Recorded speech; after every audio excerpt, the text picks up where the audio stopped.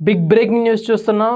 Operation Sindoor నేపథ్యంలో భారతదేశం దాంతోపాటు పాకిస్తాన్ మధ్య నెలకొన్న ఉద్రిక్త పరిస్థితుల నేపథ్యంలో బీసీసీఐ కీలక నిర్ణయం తీసుకుంది. ఐపీఎల్ 2025 నిర్వహణపై శుక్రవారం బీసీసీఐ సంచలన నిర్ణయం తీసుకుంది. ప్రస్తుతం భారతదేశం పాకిస్తాన్ మధ్య తీవ్ర ఉద్రిక్త పరిస్థితులు నెలకొన్న వేళ ఇరు దేశాలు ఒకరిపై ఒకరు దాడులు చేసుకుంటున్న తరుణంలో క్రికెట్ల భద్రత గురించి ఆలోచిస్తూ ఐపీఎల్ను నిర్వధికంగా వాయిదా వేస్తూ సంచలన నిర్ణయం తీసుకుంది బీసీసీఐ. పైగా గురువారం ధర్మశాల వేదికగా పంజాబ్ కింగ్స్ ఢిల్లీ క్యాపిటల్ మధ్య మ్యాచ్ రద్దయిన విషయం మనందరికీ తెలిసిందే. భారత్ పాక్ ఉద్రిక్తతలను దృష్టిలో పెట్టుకొని ఐపీఎల్ రద్దు చేసింది బీసీసీఐ. అయితే ఇప్పుడు బీసీసీఐకి ఎన్ని కోట్ల నష్టం వస్తుంది, ఇప్పటివరకు ఆడిన ఆటగాళ్లకు మెగా వేలంలో పలికిన ధర మొత్తం చెల్లిస్తారా లేదా అనేది ఆసక్తికరంగా మారింది. వీటికి సంబంధించి ఐపీఎల్ రూల్స్ ఎలా ఉన్నాయో ఒక్కసారి చూద్దాం. ముందుగా బీసీసీఐకి వాటిల్లి నష్టం గురించి మాట్లాడితే ఐపీఎల్ అర్ధాంతరంగా ఆగిపోతే ఖచ్చితంగా బీసీసీఐకి వేల కోట్ల నష్టం వాటిల్లుతుంది. ముఖ్యంగా బ్రాండింగ్, ప్రమోషన్, బ్రాడ్కాస్టింగ్ సంస్థలకు బీసీసీఐ తిరిగి నగదు చెల్లించే అవకాశం ఉంది.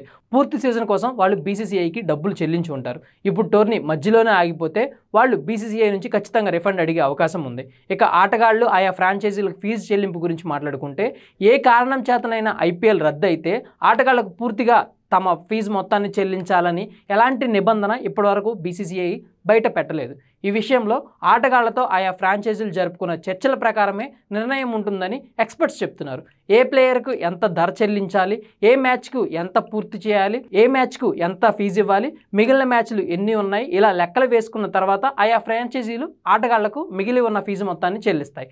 అయితే వేలంలో పలికిన ధర మొత్తం అయితే చెల్లిస్తారా, లేదంటే కాంట్రాక్ట్ రూల్స్లో ఉన్న నిబంధనలకు అనుగుణంగా మిగిలి ఉన్న మ్యాచ్లను రద్దు చేసుకొని ఇప్పటివరకు ఆడిన మ్యాచ్ల వరకే చెల్లిస్తారా అనే దానిపై ఇంకా సస్పెన్స్ కొనసాగుతూనే ఉంది. ఈ విషయంపై బీసీసీఐ నుంచి కూడా ఎలాంటి స్పష్టత రాలేదు. గతంలో ఎప్పుడు కూడా ఐపీఎల్ మ్యాచ్లు సడన్గా రద్దయిన సిచ్యువేషన్ లేదు. కాబట్టి ఇది కొత్త పరిస్థితి. కాబట్టి దీని నుంచి ఐపీఎల్ కానీ బీసీసీఐ కానీ ఎలా బయటపడుతుంది, ప్లేయర్లకు నష్టం వాటిల్లకుండా, దాంతోపాటు ప్లేయర్లే కాకుండా ఐపీఎల్ మ్యాచెస్ నిర్వహిస్తున్న గ్రౌండ్లకు సంబంధించి ఆయా రాష్ట్రాల క్రికెట్ బోర్డులకు సంబంధించి వారికి ఇప్పటివరకు చెల్లించిన మొత్తం అమౌంట్లకు సంబంధించి పూర్తిగా భారీ స్థాయిలో, ఎందుకంటే 500 కోట్ల మేర నష్టం వాటిల్లే అవకాశం పూర్తిగా ఉందని కనిపిస్తుంది.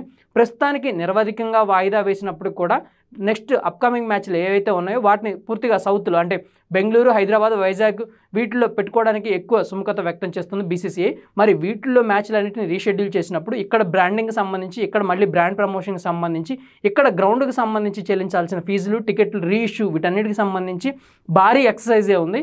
ఈ ఎక్సర్సైజ్ మొత్తాన్ని ప్రస్తుతం ఉద్రిక్త పరిస్థితుల్లో ఉన్నాయి. ఇది నాకు 1 నెల సాగిద్దా, 2 నెలలు సాగుతుందా, 3 నెలలు సాగుతుందా అనేది ఎవరికీ స్పష్టత లేదు. సో ఈ ఉద్రిక్త పరిస్థితులన్నీ పూర్తయిన తర్వాత ఐపీఎల్ మ్యాచ్లు పెట్టుకుంటే బాగుంటుందని ఫ్యాన్ సైడ్ నుంచి కూడా ఒక వర్షన్ వినిపిస్తుంది. ఎందుకంటే నిన్న ధర్మశాలలో ఒక్కసారిగా అందరు ప్యానిక్ అయిపోయారు. ఒక్కసారిగా లైట్లు ఆగిపోవడం, దాంతోపాటు దగ్గరలో డ్రోన్లు ఉన్నాయని, వాటితో పాటుగానే అమృత్సర్ చుట్టుపక్కల ప్రాంతాల్లో బాంబులు పడ్డాయని తెలియడంతో ఫ్యాన్స్ అందరూ ఒక్కసారిగా ప్యానిక్ అయిపోయారు. అలాంటి ప్యానిక్ సిచ్యువేషన్స్ క్రియేట్ అయినా, లేదంటే ఒకసారి స్టేడియం సమీపంలో ఎక్కడైనా బాంబులు పడ్డా కానీ భారీ మొత్తంలో 30 నుంచి 40 వేల సిట్టింగ్ కెపాసిటీలు ఉన్న స్టేడియంలు దేశవ్యాప్తంగా ఉన్నాయి. వీటన్నిటిలో ఉన్న ఫ్యాన్స్ మొత్తాన్ని కానీ, ప్రేక్షకుల మొత్తాన్ని కానీ ఎవాక్యువేట్ చేయడం అనేది చాలా పెద్ద task.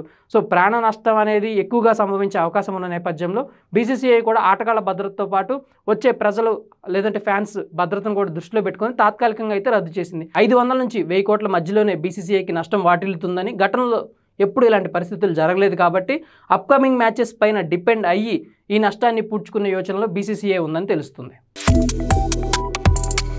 Subscribe to One India and never miss an update.